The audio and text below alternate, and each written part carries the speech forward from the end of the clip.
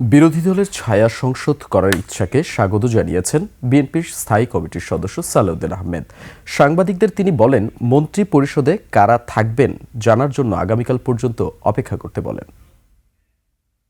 নির্বাচন কমিশনের সাংবিধানিক ম্যান্ডেট, কনস্টিটিউশনাল ম্যান্ডেট হচ্ছে দুইটা, একটা জাতীয় সংসদ সদস্য নির্বাচনের জাতীয়, আর হচ্ছে রাষ্ট্রপতি নির্বাচন। জাতীয় সংসদের নির্বাচন অনুষ্ঠিত হয়েছে, নির্বাচন কমিশন কনস্টিটিউশনাল এটার দায়িত্বপ্রাপ্ত।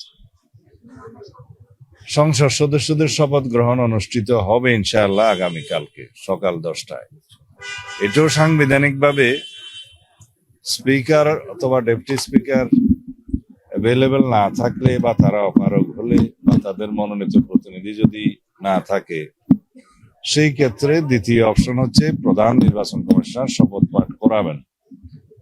সেই হিসাবে আগামীকালকে সকাল 10টায় জাতীয় সংসদের নির্বাচিত সদস্যদের শপথ গ্রহণ অনুষ্ঠিত হবে। বিরোধী দল ছায়া সংসদ করার এই সংস্কৃতি উন্নত বিশ্বে আছে, যদি তা করে সেটাকে স্বাগতম জানাই।